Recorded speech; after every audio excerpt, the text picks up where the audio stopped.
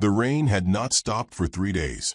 It came down in sheets, thin and cold, soaking the dirt of Wedding Creek into a thick, soupy paste. Water trickled from the eaves of the chapel like old tears, dripping steadily against the stone steps where a woman stood, alone and too still for comfort. Her name was Rachel Mercy, and the lace veil clinging to her hair looked like something forgotten by time.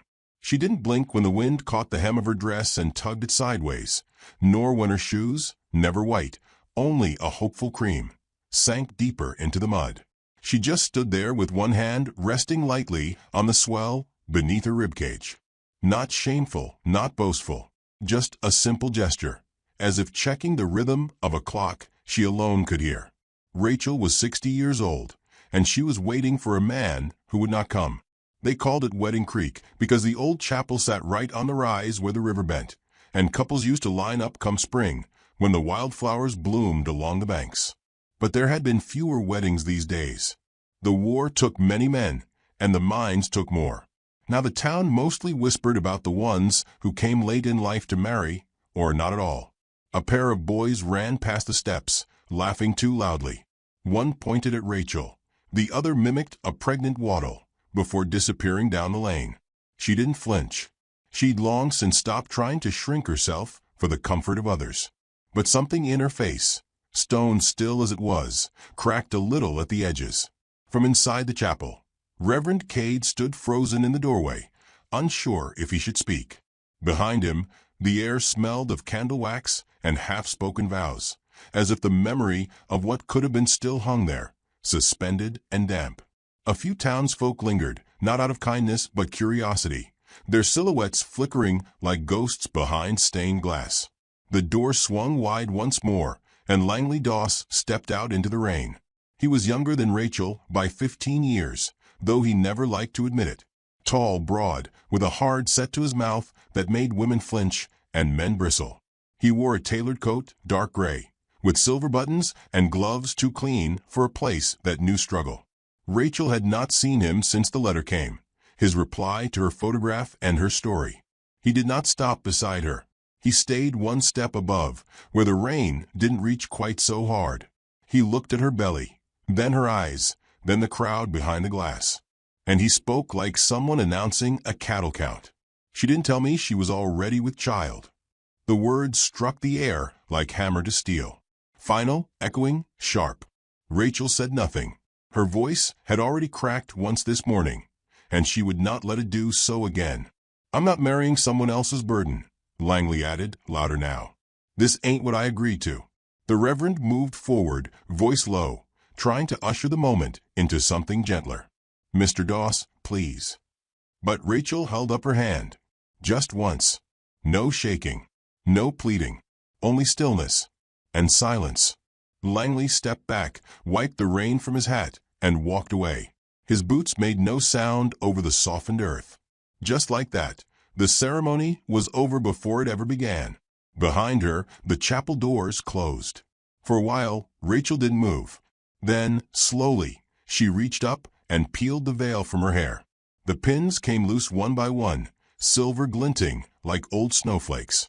She folded the veil carefully, pressed it to her chest, and turned from the chapel without a word. The townsfolk watched her through their windows, some with pity, others with disdain. None opened their doors. The walk to Mrs. Finch's place was long and slow, the rain unkind and constant. Rachel's belly ached with each step, and her legs trembled from standing too long. She passed the old general store, the shuttered blacksmith, the saloon where laughter spilled like cheap whiskey. When she reached the seamstress's porch, she stood there a moment before knocking, like someone hoping the house might change its mind about sheltering her. Mrs. Finch opened the door, without a word. She was small, tight-lipped, and wore spectacles that made her look sterner than she truly was. Her eyes softened when she saw Rachel. "Come in now. Don't catch your death out here." Rachel nodded once and stepped inside. The warmth of the room hit her like a memory. It smelled of wool, cinnamon, and oil lamps. A fire crackled softly in the hearth. Thread spools sat in orderly rows along the shelves. A half-finished baby blanket draped over a rocker. Up the stairs. Same room as before, Mrs. Finch said, gently helping Rachel out of her soaked dress. "I'll bring something warm. You lie down." Rachel didn't argue. She moved like an old reed bending underwater. When she reached the small attic room, she let her knees hit the mattress without ceremony. Her hands went to her belly again. "I'm sorry," she whispered. "I tried." The baby didn't answer, of course. But she imagined it turning softly inside her, listening. She must have fallen asleep, because when she woke, the light outside was different, thinner, golden gray, like honey left too long in the jar. And in the window across the street, she saw him again. The quiet man. He stood beneath the overhang of the mercantile, his hat pulled low, coat soaked to the sleeves. He held a small parcel under one arm, but he wasn't moving. He was watching the house. No, not the house, her window. They locked eyes for only a moment. Then he dipped his head once, almost a bow, and walked away. Rachel didn't know his name yet, only that he carved things, fixed things, and had once patched the chapel stairs without a word to anyone. Mrs. Finch had called him Samuel Bell. Widow carpenter. Keeps to himself. Rachel leaned back and closed her eyes. The warmth of the fire downstairs climbed the boards like old comfort. She let herself breathe slowly. Later that night, she ate a bowl of broth by the hearth while Mrs. Finch mended socks in silence. "You ought to leave this town," the older woman muttered. Rachel didn't respond. "They don't see you," Mrs. Finch added. "Not as you are. Only as you were told to be." Rachel looked down at her hands. The knuckles were red. The ring she'd planned to wear lay in her apron pocket. A plain silver band. A symbol for a life that hadn't started. "I can't leave," she said, voice low. "Not now. Not with the child." Mrs. Finch's needle stilled. "Then find someone who'll help you stay upright. This world's cold. Even colder when you're carrying something the world thinks don't belong." Outside, the rain began again. Soft this time. Like lullabies sung through old windows. The fire popped. The socks were folded. The day folded with them. Upstairs, in her little attic room, Rachel wrote a single line in the back of her Bible, where the blank pages hid after the verses ended. "Was not chosen, but I am still here. Still choosing." The candle burned low. The town went quiet. And far away, in a small cabin lit only by the shape of rain and lamp oil, Samuel Bell ran his fingers across a wooden beam and whispered to no one, "She's braver than they'll ever be." The next morning, Rachel woke to a patch of sun on the floorboards, shaped like a window pane and trembling slightly with the breeze. The storm had passed for now, but everything in her body ached as though the rain had settled into her bones, into the soft places that had once been strong and now bore new weight. Mrs. Finch had already gone downstairs to her sewing, leaving a tin of biscuits wrapped in cloth and a pitcher of cool tea beside the bed. Rachel sat upright slowly, pressing one hand to her back and the other to her belly. The baby shifted, a soft nudge, like a small elbow seeking space. She dressed in silence, her dress damp but wearable, and brushed her hair at the edge of the bed until it lay flat again. She avoided the mirror. There was no need to measure the toll of yesterday. Downstairs, the world sounded different, less like judgment and more like breath. Maybe that was only because she had stopped listening for whispers. Rachel gathered the cloth-wrapped biscuits, still warm, and stepped outside. The air smelled of cedar and wet leaves. She looked across the muddy lane toward the chapel, and there, on the side porch, was the man with the steady hands. Samuel Bell. He knelt by the steps with a chisel in one hand, working at the broken slats where the wedding guests had once walked. Each movement was slow and deliberate, as if the wood needed coaxing, not forcing. His sleeves were rolled, revealing arms marked with old scars and calluses. His face, shadowed by a broad hat, was turned slightly down, but his posture was peaceful, not closed. Rachel hesitated. Then, tightening the cloth around the tin, she crossed the lane. "I brought something for the Reverend," she said, her voice soft, barely louder than the wind. Samuel glanced up. His eyes were a surprising shade of green, like moss after rain. He looked at the tin, then back at her. "He's inside," he said simply. She nodded, but didn't move. A moment passed. "I'd like to leave you a piece too, if you'd like," she added, the words trembling as they left her mouth. Samuel didn't answer at first. He reached out and wiped his hands on a rag. Then he stood, not quite tall, but solid in a way that didn't ask for space, only offered it. I'd like that, he said. She handed him the cloth. He peeled it open, revealing 2 thick slices of cornbread. He took one, nodded his thanks, bit into it slowly. The gesture was almost reverent. Rachel watched him eat. It's not much, she murmured. It's warm, he said. That's more than most things around here. And then he went back to his work. She didn't expect anything more, and he didn't offer it. But when she walked into the chapel, she realized the rain hadn't stopped falling. It had simply changed. Moved from downpour to a kind of hush, like the sky had finally decided to listen. The next few days passed in soft patterns. Rachel returned to Mrs. Finch's sewing table, her fingers slower than they once were, but steady. She worked on hems, baby gowns, and mended dresses for children who played too hard in the hills. It was quiet work, honest, and it kept her from thinking too long. The townfolk still looked at her sideways, especially the women who had stood in the chapel pews and watched her rejection like it was a stage play. But no one spoke cruelly to her now. There was something about quiet persistence that made them unsure of how to attack it.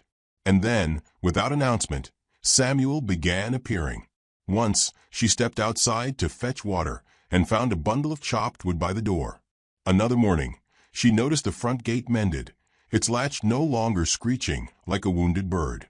And one afternoon, when she returned from delivering a dress to the schoolteacher, she found a fresh loaf of bread wrapped in brown paper on the windowsill. No note, but his name didn't need writing. Rachel asked Mrs. Finch once, as she rocked quietly near the stove, "Do you know him?" Mrs. Finch raised her eyes over the rim of her spectacles. "Samuel Bell? He's been fixing this town since before you got here. Lost his wife and baby years back. Fever came through the valley. Took half the ridge. He stayed. Most folks ran." Rachel traced her finger along the edge of her teacup. "He doesn't talk much. He doesn't need to. Not everything worth saying lives in words." It was after that the rain returned. It came harder this time, thick sheets that made the roof groan. Rachel had gone to fetch eggs from the Henley farm and was halfway back when the sky broke open. The mud sucked at her boots, and her dress clung wetly to her legs. She gripped the basket tighter, but the path blurred. She barely saw the wagon before the world tilted.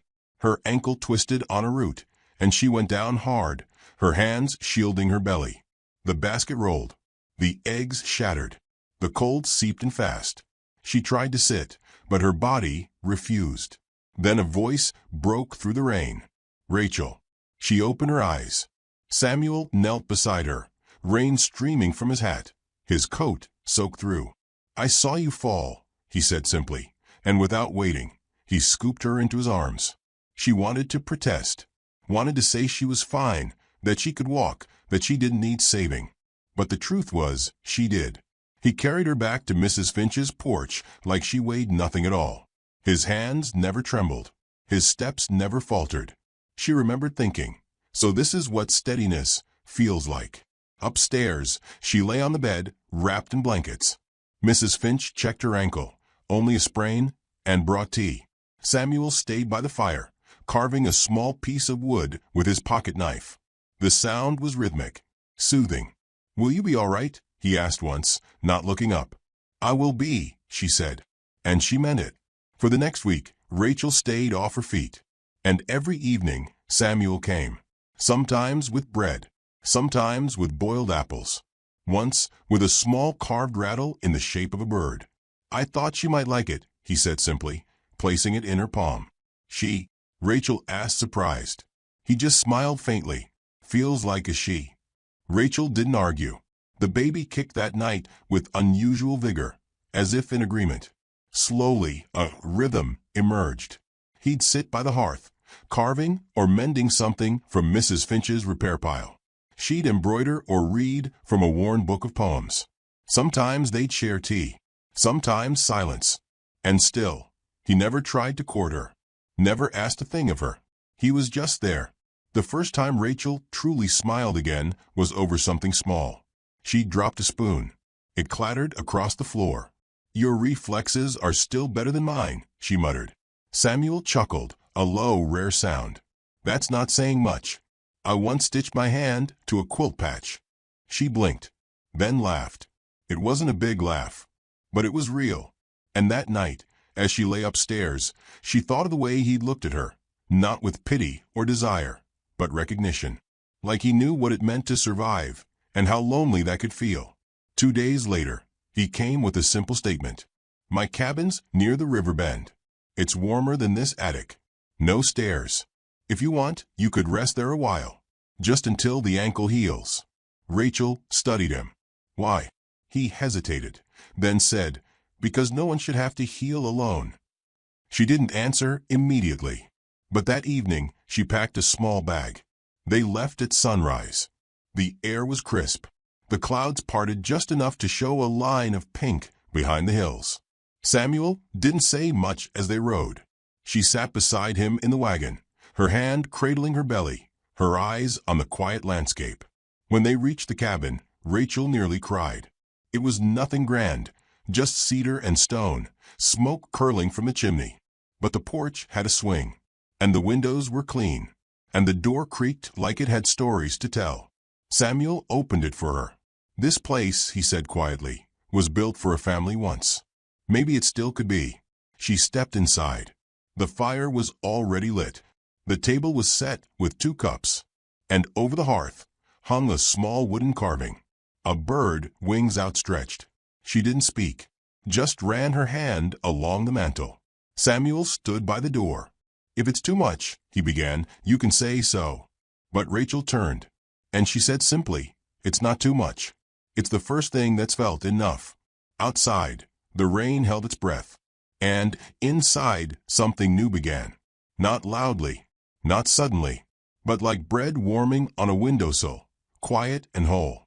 The wind changed in the second week of Rachel's stay. It lost its sharp edge and carried the scent of pine instead, like a whisper that spring might eventually come.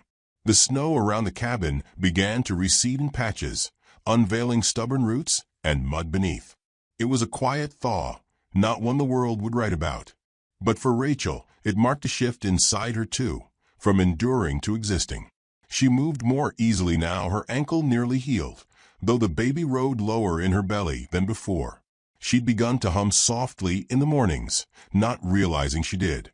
And in the evenings, when Samuel sat near the fireplace carving a crib, she'd rest nearby with a book open on her lap, though her eyes rarely followed the words.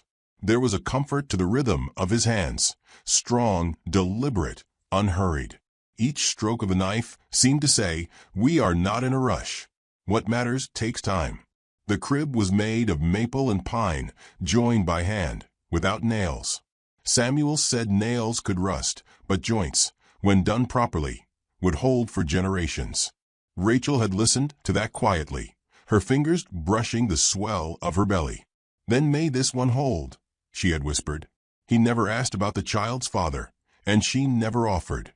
Not because it was a secret, but because the story didn't belong to the past anymore. It belonged to the small heartbeat growing stronger each day inside her, and that was enough. One evening, as the fire crackled low, she caught him watching her. Not staring, not studying, just watching, like someone watching the moon drift behind clouds. "You don't ask many questions," she said, closing her book. Samuel blinked, then returned to his carving. "I figure people speak when they're ready. Or not at all. Either way, I listen." Rachel smiled faintly. "And if they don't speak?" He paused. "Then I try to hear what's between the silence." She leaned back in her chair, the wooden slats creaking beneath her. "There's a lot in mine," she murmured. "Sometimes too much." He nodded once. "Still worth hearing." They didn't speak again that night. But when Rachel retired to bed, she stood for a long while at the doorway, watching the shadows play across Samuel's face. She thought about the word safe and how it had never meant much before. But now it meant this: a fire, a man who didn't flinch, and silence that didn't accuse. The baby came earlier than expected. It was a soft morning, gray with mist. The fire had barely caught, when Rachel felt the first sharp tug deep in her belly. She had baked bread the day before, and it still sat cooling on the shelf, untouched. At first, she thought it was a false alarm. But then another pain came, stronger, closer, deep as marrow. She called out, low and steady, and Samuel appeared in the doorway a heartbeat later. His face didn't shift to panic. It didn't need to. He simply stepped forward, rolled up his sleeves, and said, "We'll get through this." He boiled water. He warmed towels. He knelt beside her as the waves came, pressing her hand when she squeezed, holding her hair when she cried out.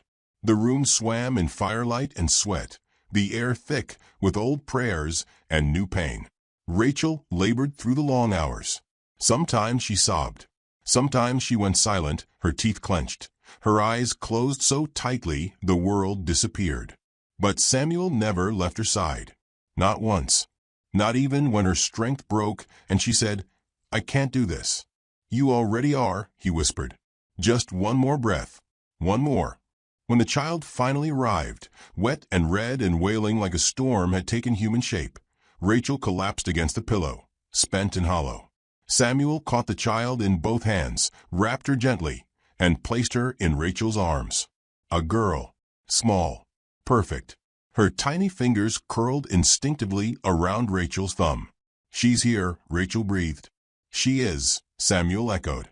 They named her Hope, not because it was poetic, but because it was true, because that was what had arrived with her, soaked in rain and born of grief and resilience. Hope was not a word anymore. She was a weight in Rachel's arms, a softness in the night. The days that followed blurred with feedings and rocking and soft lullabies, hummed by the fire. Rachel's body ached in every part, but she never complained. Samuel would take the child in the evenings, walking her gently around the porch while Rachel rested. He built a small bench beside the crib, sat there at night, just watching her breathe. "You're hers now," he said once, voice low. "And she's yours. That's all the world needs to know." Rachel listened from the next room, tears slipping silently into her pillow. The first time she let him hold Hope without her nearby, something inside her shifted. Not because she was afraid, but because she wasn't. She watched him lift the baby, his hands rough but impossibly tender, as if she were something sacred. "She looks like you," he said. Rachel raised an eyebrow. "You think?" He nodded. Same stubborn chin. She laughed softly. As spring melted into the land, so too did Rachel. She began baking again, walking barefoot in the mornings along the porch. Her hair grew longer, streaked with silver, and she let it hang loose most days. Hope slept well, grew quickly, and the three of them, though they had no name for it, became something whole. Once Mrs. Finch visited. She held Hope close and said, "Well, you've gone and built a new world for yourself, haven't you?" Rachel smiled, her eyes warm. "Or maybe it found me." The townsfolk spoke less now. When Rachel walked into town with Hope on her hip and Samuel beside her, most simply nodded. A few offered weak smiles. No one spoke of Langley. Not anymore. But he returned once. Early summer. Rachel was trading bread at the mercantile when the door creaked, and there he stood, Langley Doss. Slimmer, grayer, but still dressed like a man who thought he owned the room. He saw the child first, then Rachel, then Samuel, who stood quietly behind her, one hand resting gently at her back. Langley opened his mouth, closed it. Rachel spoke first. "Don't." His jaw tightened. "I only." "You chose silence when it mattered. Don't break it now." Langley's eyes flicked to Hope. "She's not." "She's not yours," Rachel finished, firm and calm. "She never was." Samuel stepped forward then, not in threat, but presence. Langley hesitated, then nodded once and left. No words. No apologies. They didn't need them. That night, back at the cabin, Rachel wept. Not because she hurt, but because she didn't. And Samuel held her. Not to fix, not to shield, only to witness. To say with his arms what his mouth did not need to. "You're safe. And seen. And never alone again." Later, as they watched Hope sleep in the cradle Samuel had carved, Rachel whispered, "You could have walked away too." Samuel didn't answer right away. Then, quietly, but you were the only thing I ever wanted to walk toward." She reached out, took his hand, and for the first time, didn't let go. The sun rose soft and golden the morning Samuel finished the porch swing. It had taken him weeks, not for lack of skill, but for care. Each slat had been measured twice, sanded by hand. The wood rubbed down with oil Rachel had brewed from lavender and pine. He'd built it just wide enough for 2 adults and a child nestled between, though he never said as much. She knew anyway. That morning, Rachel stepped out with Hope resting on her hip, her silver-threaded hair tied back with a ribbon Samuel had found in town. The swing creaked gently in the wind, a small, beckoning sound like laughter half-remembered. Samuel stood beside it, not proud, just quiet. Rachel sat first. The baby nestled into her chest with a little sigh. Samuel lowered himself beside them. They rocked without speaking, the movement slow and steady, like the rhythm of a heart finally at ease. The land before them had changed in the last months. The mud had given way to green. Wild flowers peeked out between stones. And where there was once only survival, there was now rhythm, of meals shared, lullabies sung, rooms filled with more than breath. She looked over at him. "You built this." "I did." "For her?" "For you." Her hand slipped into his. It stayed there. There were no vows exchanged. No church bells. No second wedding. Just the porch, the baby, the man, and the woman, stitched together not by ceremony, but by choice. When the town learned Rachel had stayed with Samuel, most pretended surprise. A few whispered behind hands, more out of habit than hatred. But something had changed. Maybe it was the way Samuel carried Hope on his shoulder through the general store, or the way Rachel's eyes shone more now than they ever had, or maybe just time's softening tongues. No one challenged her anymore. Not after they saw her laugh. It was a deep, unguarded laugh, the kind that made the air feel warmer just by touching it. It came once when Samuel accidentally dropped a loaf of bread, and Hope, only 7 months old, squealed with delight.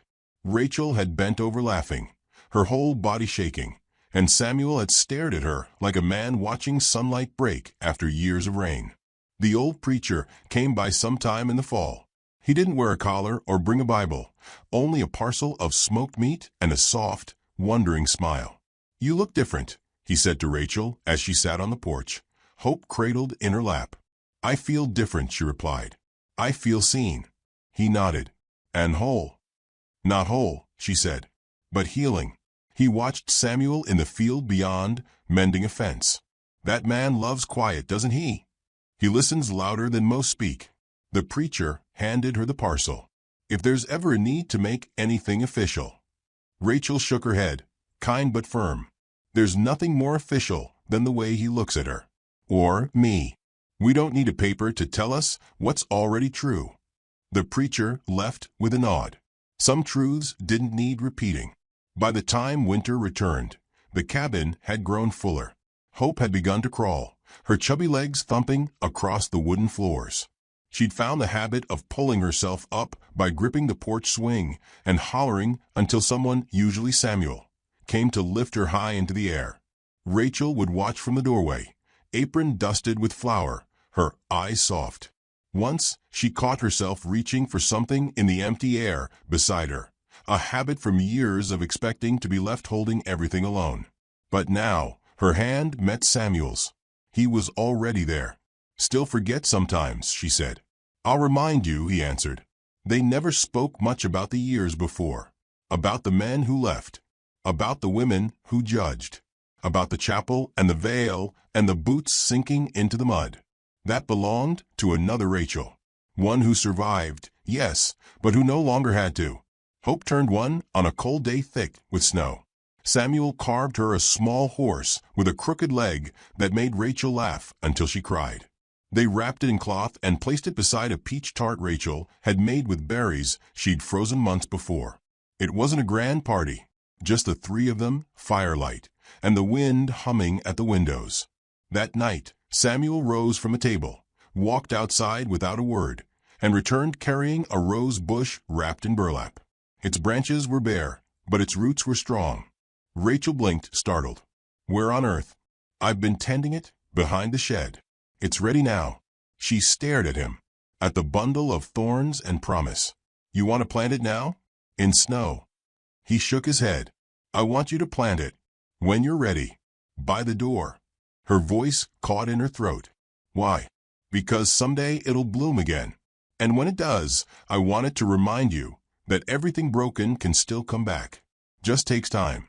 They planted it together that spring. She held the roots. He lowered the soil. Hope watched with wide eyes from a blanket on the porch. Rachel pressed the last handful of dirt around the base, then leaned her forehead to Samuel's shoulder, eyes closed.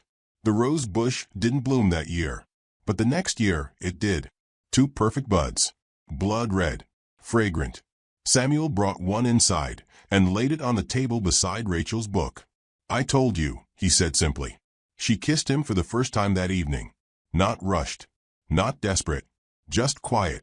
And when he whispered, thank you for staying, she whispered back, thank you for being worth it. Years passed, and the porch never sat empty. Children came to play with Hope. Women from town brought cloth to mend, bread to swap. Samuel built another swing when the first began to wear. He painted the fence, repaired the roof, and always came home to Rachel's waiting eyes. They grew older, but not slower, just steadier. Hope learned to read by the firelight. She planted her own flower bed near the porch stairs. She took to calling Samuel Papa without ever being told to, and he took to answering like he'd been waiting for the name all his life. One night, long after Hope had gone to sleep, Rachel sat beside Samuel on the swing, wrapped in a shawl, her hand tucked beneath his. The stars above were brighter than they had any right to be. Do you ever miss anything? She asked. Samuel looked out toward the fields. I missed nothing that didn't lead me here. She nodded slowly, her eyes glistening. I thought I was too late, she said. Too used, too shamed. He turned toward her, his voice firm but gentle. You were right on time. The wind stirred the rose bush. Its petals fluttered like soft applause. In that moment, Rachel felt every season she had lived, every winter, every storm, every lonely night. And she felt how far away they seemed now. Not gone, but quieted. She rested her head on his shoulder. I want her to remember this, she said. Not the sorrow, but this porch, this feeling. She will, he said. She'll carry it in her bones. And in the silence that followed, they rocked. The wood creaked beneath them. The stars turned overhead. And the porch he built for her held them both, exactly as it was meant to, steady, simple, and true. And that, dear soul, is where this story lets the light dim, not on an ending, but on a beginning that dared to bloom later, braver, and more beautifully than anyone had expected. The rain came down in crooked sheets, like the sky had snapped in two and spilled sorrow across the prairie. Wind howled through the cracks in the old wooden platform, rattling loose nails and flapping the edges of a torn billboard that once read fresh starts, fast tracks, ride the Westward Express. Abigail May Whitlock stood alone on that soaked platform, clutching the handles of her crutches, her knuckles pale beneath sodden gloves. Her ivory dress was muddied at the hem, clinging to her shins, and her veil hung limp over one shoulder, tugged loose by the wind like even it wanted to flee. The train had already pulled away. So had the man she'd crossed 3 states to marry. You didn't say nothing about being like this, he'd said, casting a glance that sliced sharper than any blade. His voice had been flat, the way folks talked when they were trying not to embarrass themselves. Not her, just themselves. He didn't even look her in the eye when he walked away, just turned on his polished boothiel and disappeared into the drizzle with his brother muttering, wasted all our time. She didn't run after them. Couldn't anyway. Her legs wouldn't have carried her more than a few feet, not since the fever took her strength as a child and left her with bones like willow branches. Instead, she stood in the middle of the platform as folks drifted off around her. Some whispered. Some stared. One woman laughed. And the girl in the white dress with the wooden crutches just stood and took it all. In the silence that followed the train's long whistle, Abigail exhaled a breath that tasted of copper and dust. Her heart was pounding hard enough to make her temples ache. The world, once full of letters and promises, now felt like a page torn down the middle.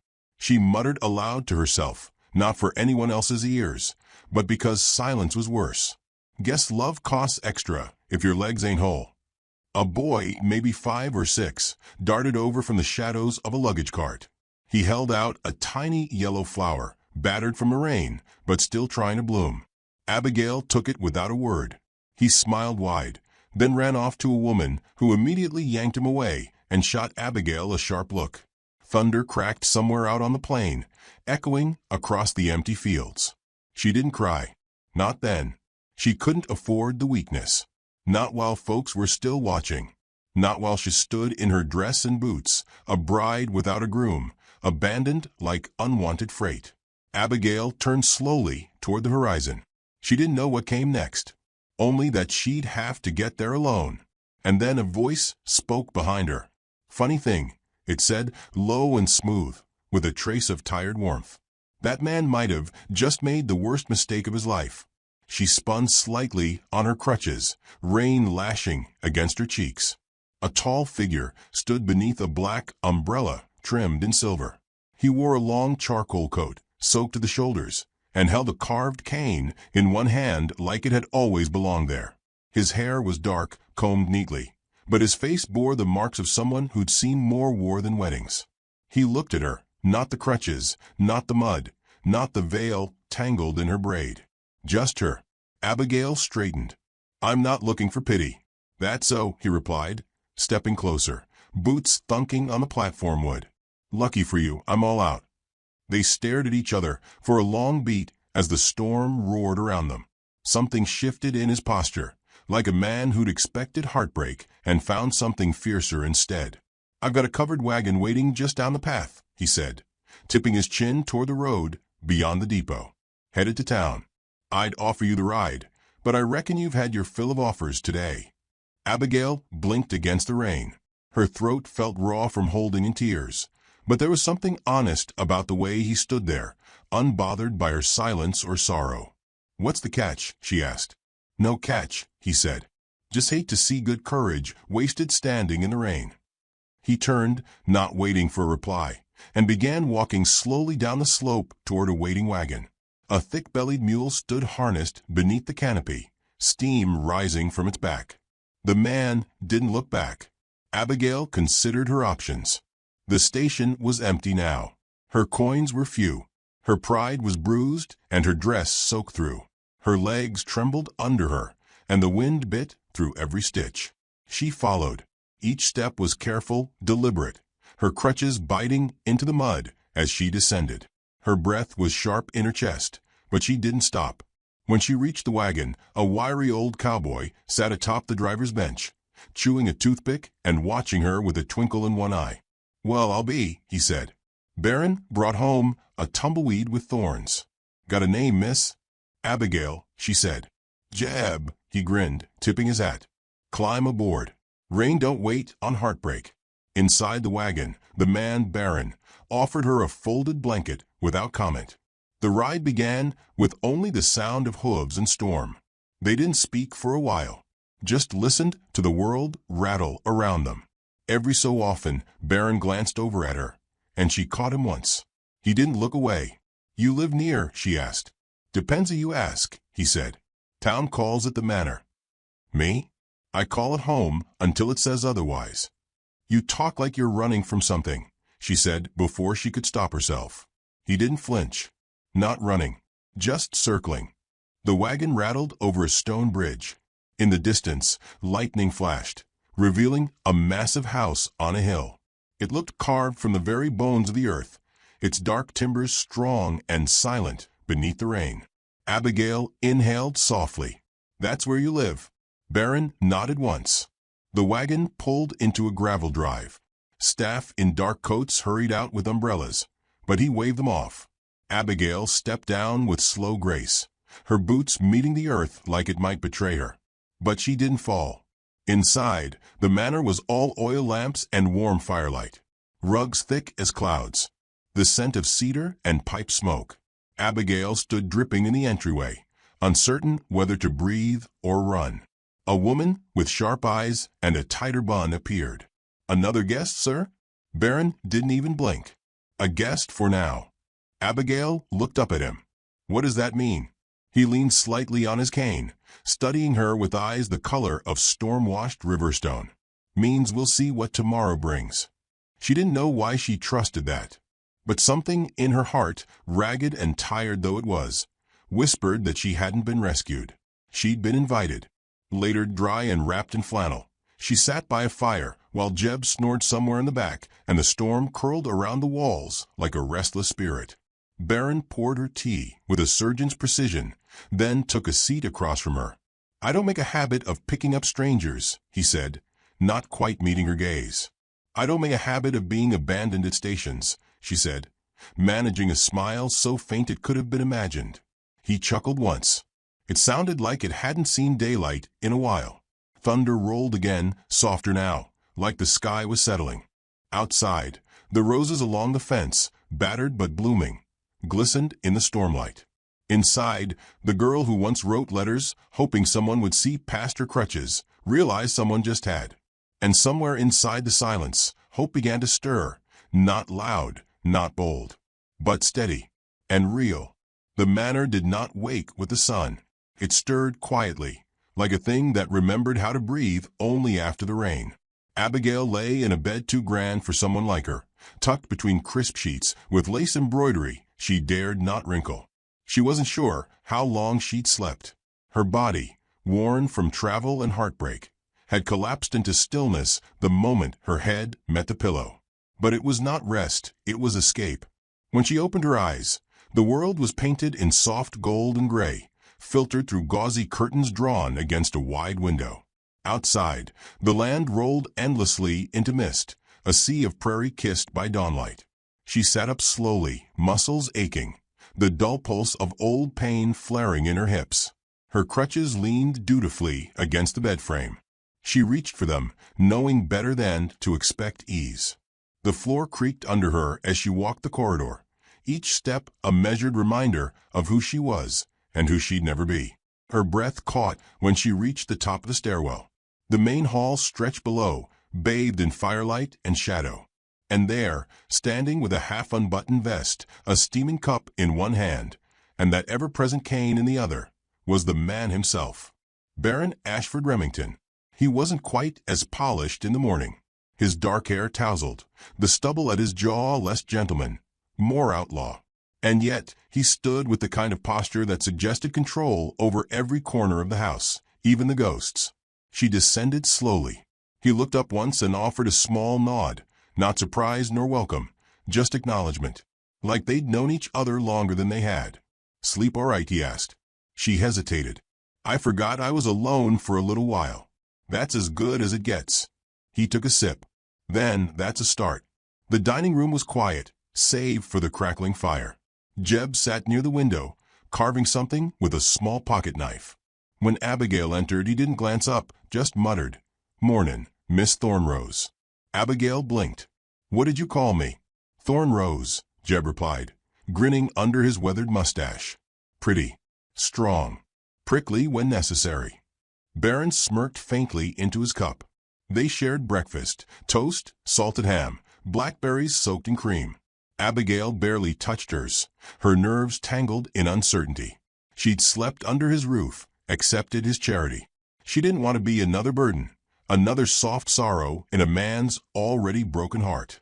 I'll earn my keep, she said suddenly, voice firmer than expected. Barron set down his fork. I didn't ask you to. But you didn't send me away either, she replied. So I figure that puts us somewhere in the middle. He studied her, not as a man studies a woman, but as a soldier studies a map, seeking weaknesses, terrain, weather. There's a study upstairs, he said. Been closed for years. My sister's journals are in boxes. Letters, too. I never had the heart to organize it. Maybe you'd make better use of the mess than I would.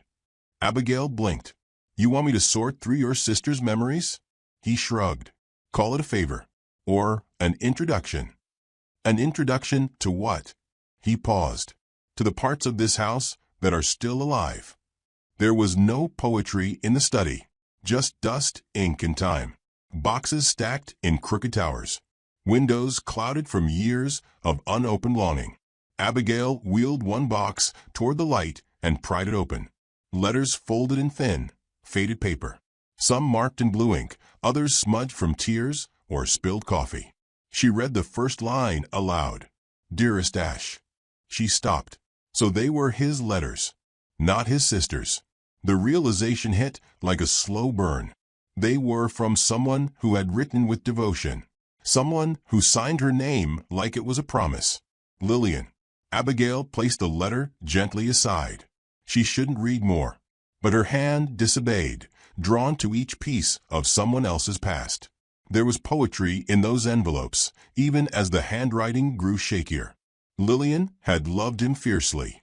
Enough to wait for him while he rode into war. Enough to never stop writing. A noise behind her made her flinch. Barron stood in the doorway, one hand on the frame, the other holding a stack of fresh logs for the hearth. He didn't speak. His eyes landed on the open letter, and for a heartbeat, Abigail thought he might rage. Instead, he stepped inside and set the logs down, then crossed to the window. "I haven't read those in years," he said softly. "I didn't know," Abigail whispered. "I thought they were from your sister." He nodded. "She died 2 winters back. But Lillian, she died before the wedding." Abigail swallowed hard. "I'm sorry." He leaned against the wall, cane tapping lightly against the floor. "I left for the war thinking I'd return with medals. Glory. I came back with this limp and a letter in my pocket telling me she was gone." Abigail dared to ask, was she sick? She waited for too long.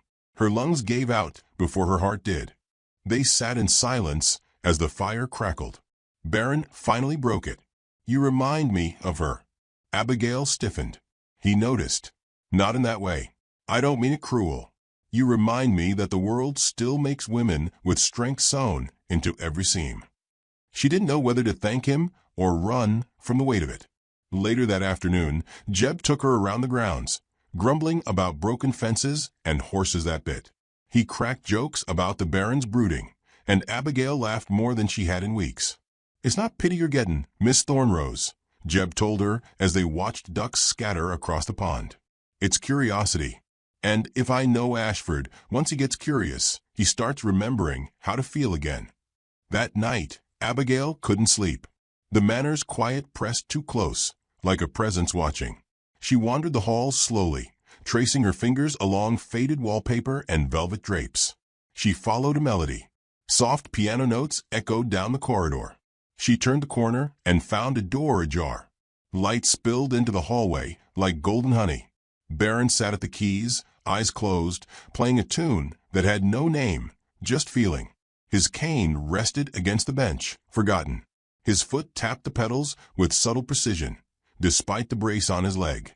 She watched silently until he noticed her. "You shouldn't be up," he said without turning. "I could say the same." He paused. "Sometimes the ghosts play louder than sleep." She stepped inside. "That song, was it hers?" "No," he said. "It's yours." Abigail's heart kicked once. "What do you mean?" He played the melody again, softer now. "You walked into this house like a storm I hadn't seen coming. And yet here it is raining again." She moved closer. "That sounds an awful lot like a compliment wrapped in thunder." He smiled without looking up. "Some storms are worth it." She sat beside him, careful, unsure. They didn't kiss. They didn't touch. But something deeper passed between them than flesh could ever carry. The next morning, Abigail returned to the study. She moved more quickly now, her crutches making soft beats against the floor, her mind full of music and letters, and the strange new warmth between silences. She opened a new box. On top, a photograph. Black and white. Faded. It was him. And next to him, a woman in a white dress. Her heart stopped. The woman in the picture wasn't Lillian. It was Abigail, or someone who looked enough like her to make time collapse into itself. She gripped the edge of the desk. The resemblance was uncanny, enough to make her stomach twist, enough to raise a terrible question. She stared at the frozen smiles, at the eyes that mirrored her own, at the man beside the woman who now stood just down the hall. And for the first time since stepping onto that platform, Abigail felt something colder than rain settle over her spine. Who was Ashford Remington, really? And who did he think she was? The photo sat on the desk like a question, without punctuation. Abigail stared at it for what felt like hours, but was likely only minutes, enough time for her hands to start trembling and her breath to hollow out into something thin and sharp. The resemblance was undeniable. The tilt of the chin, the way the woman's hands clutched a bouquet as if it might disappear, even the slight lift of her left shoulder, like it always bore more weight than the right.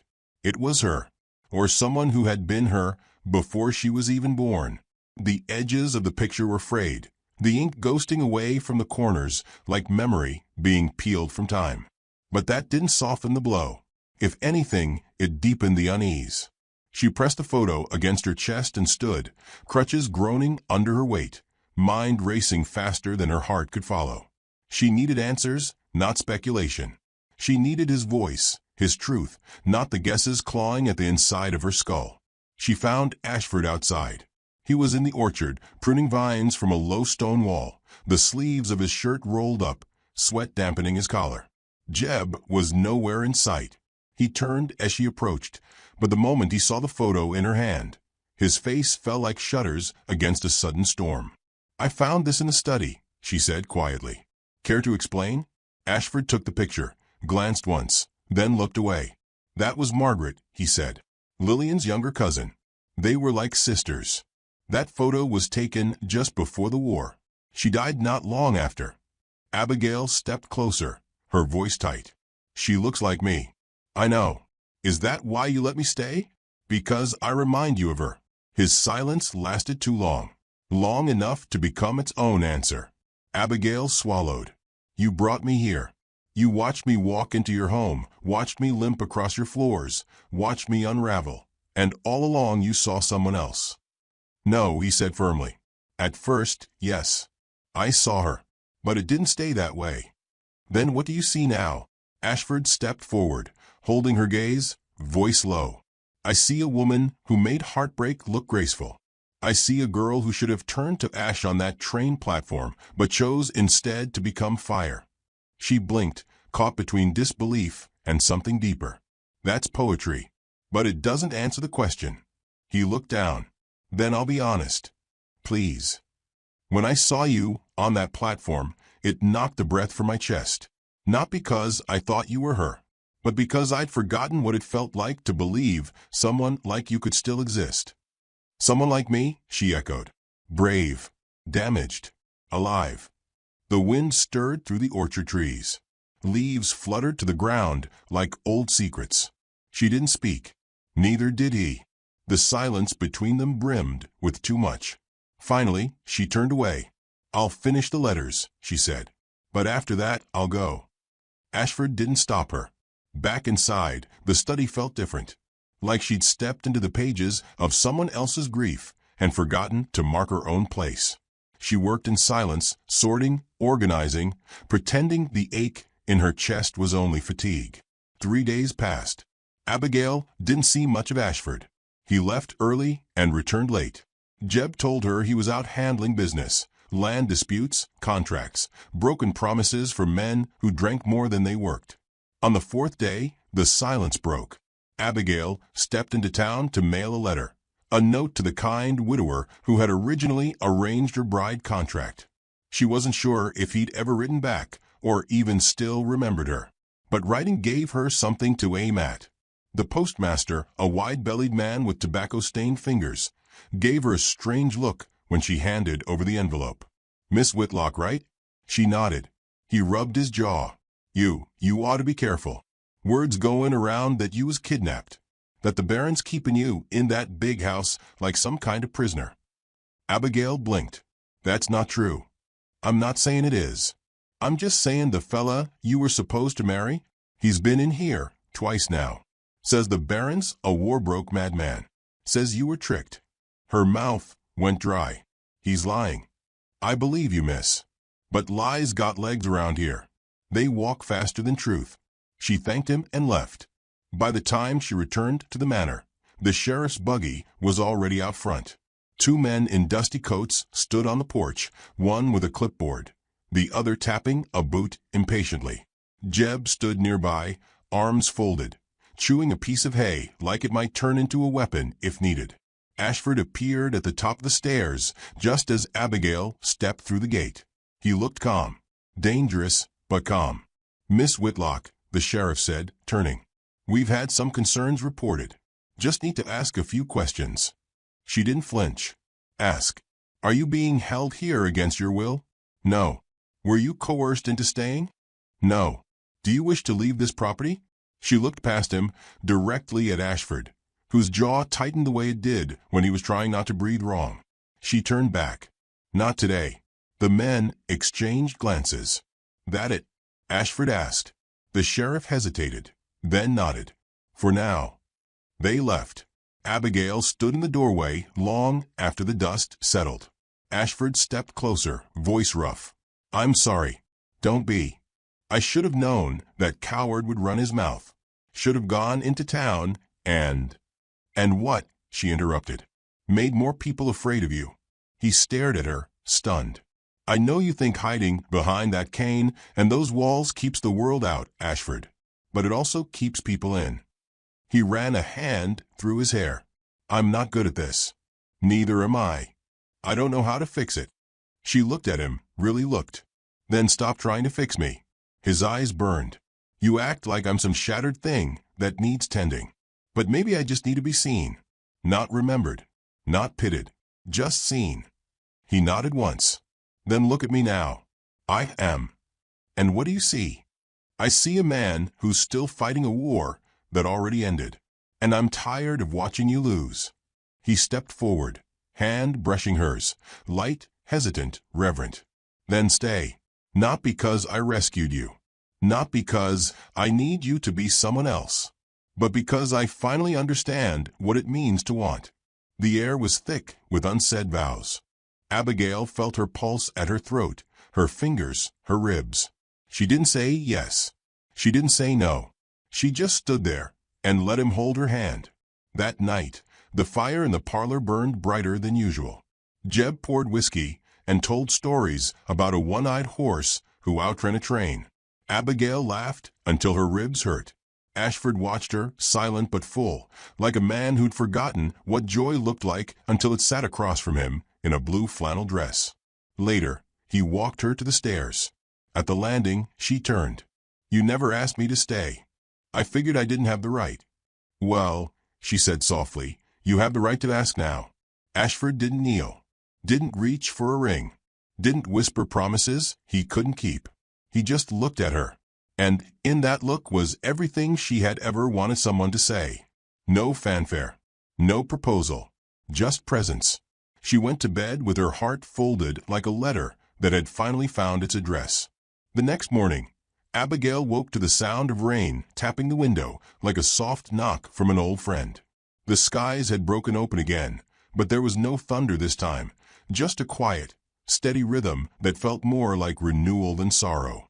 She rose slowly, her muscles still unused to softness. For so long she had lived inside a body that battled against her, but today it felt different.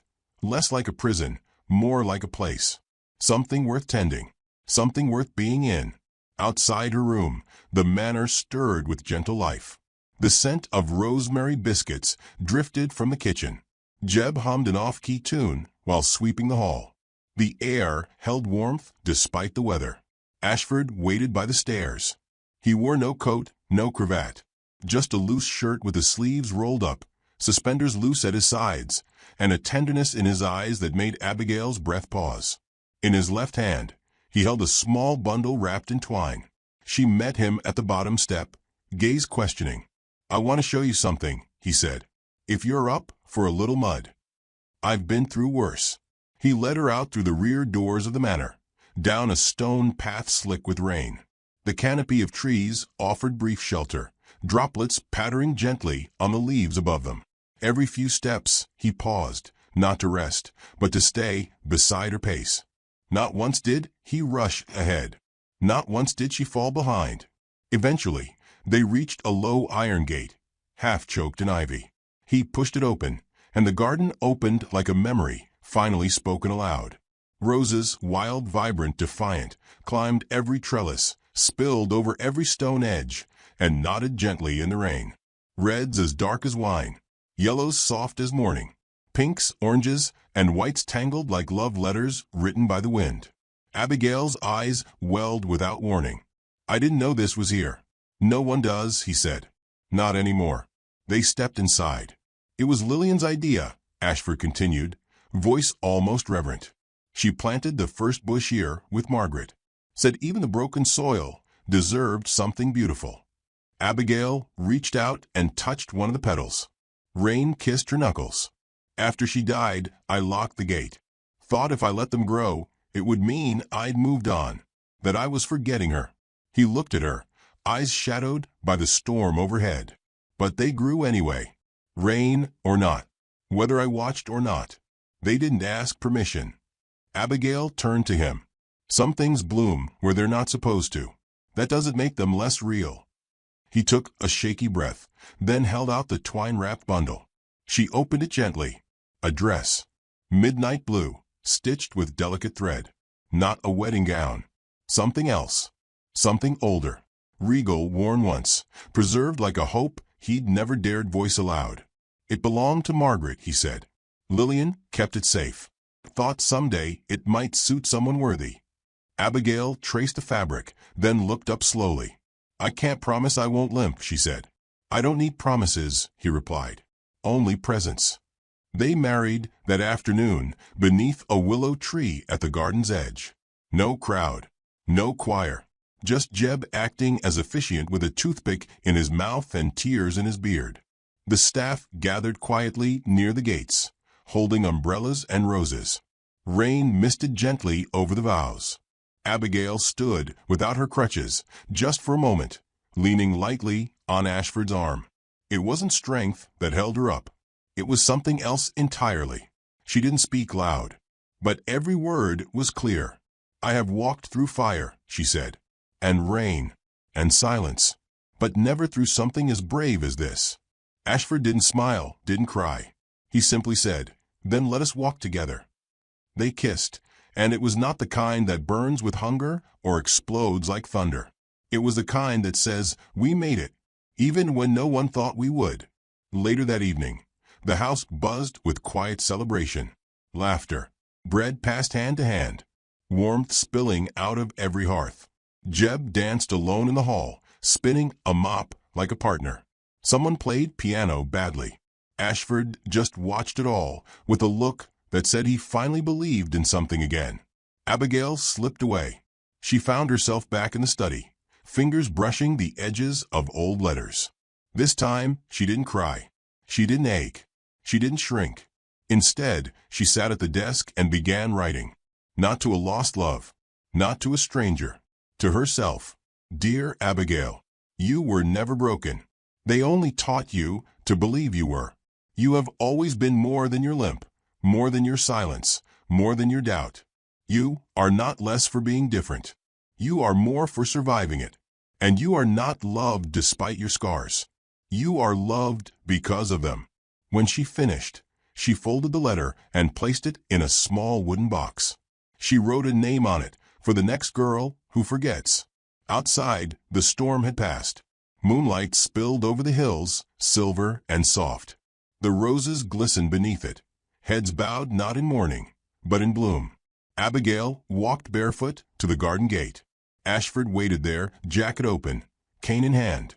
She curled into his side, resting her head on his shoulder. "Do you still miss her?" she asked. "Always," he said. "But missing her doesn't mean I can't love you." She closed her eyes. Good. They stood like that until the breeze picked up again. And then they turned together, toward the house that no longer echoed, but breathed. Toward a future they hadn't planned for, but would build anyway.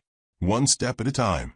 And behind them, where the rain gathered roses, the garden grew a little fuller, a little braver, a little more alive. If you enjoyed this story, don't forget to like, subscribe, and share your thoughts in the comments. And remember, some dreams aren't lost. They're just waiting for the right storm to bloom.